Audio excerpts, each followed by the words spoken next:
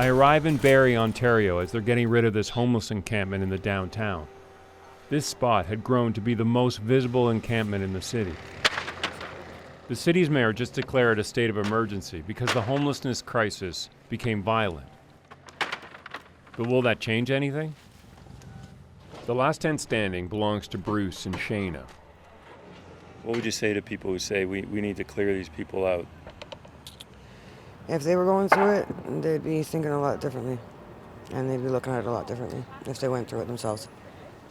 Shayna is 32. She's packing and trying to keep track of all their things, even as everyone watches. Shayna, what is it that people don't understand about you or people who live in encampments in this country? They don't understand how hard it is, the struggle, living outside and not having a shower or food to eat on a regular basis or a place to store the food or any of it. Shayna and Bruce say they were told that the city will find them a temporary place to stay. We don't want to be in shelters. We want to be able to have our own places, our own homes, our own independence. What do you think about this idea that they call the state of emergency? It's not a state of emergency. I feel like we're just being moved out of sight, out of mind. Society that's, doesn't want to see us homeless, appease them, right? But in the end, if they don't find us a place, I guess we're back into a tent. Bruce and Shayna have been living on the streets of Barrie for a couple of years. Bruce and I are just struggling through life right now, so. You guys are going to help each other, I guess? 100%. We haven't this far. When you look over here and there's like all these police and they've got a front end loader and they're putting the tents in the garbage and that, what do you think about it? It frustrates the hell out of me. I think it's a fucking joke that these people go home and sleep well at night doing this to people and having no second thought about it. So, yeah. What people in this city can't forget is this past summer there was a double murder at one of the other encampments.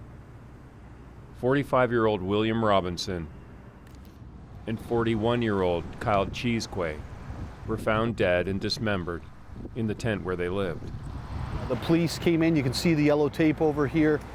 Barrie Mayor Alex Nuttall shows me where the encampment used to be. This is an area where the person who's accused was residing. What made you call the state of emergency?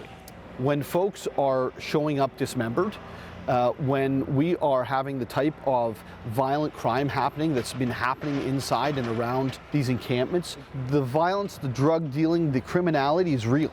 What does calling a state of emergency say about the situation you're in right now in It's your dire. mind in Barrie? It's dire.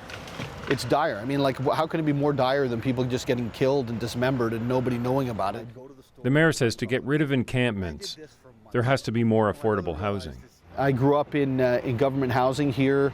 It was the best thing that ever happened to me, quite frankly, was that we weren't on the street because we were able to have a housing unit in project housing.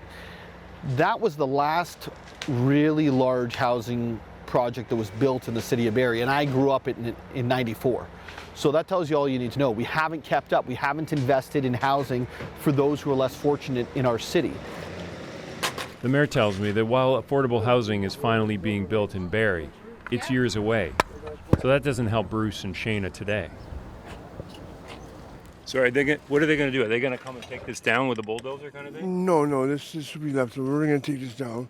Oh, you're going to take it down and take it with you? Yeah, 100%. Perfect. Yeah, we're putting all our stuff into storage.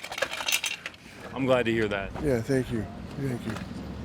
Before Bruce finishes packing up his last things, I wonder if there's something we can learn from him. Tell me what it is that got you to this point where you're living here in this tent. I worked all my life, went to college, worked at Blackberry, worked at the college, and then, I came here and got in an accident, got hit and run. That changed my life. I didn't ask for this. Did that get you into painkillers and that kind of thing? 100%, yeah. I can't blame it all on the doctors, but yeah. And are you saying that this could basically happen to anybody? 100% it can happen to anybody. What do you mean? It can happen to anybody. It can happen to me, happen to you. All it takes is one bad moment, and you could end up like this. I did the best I could under the circumstances.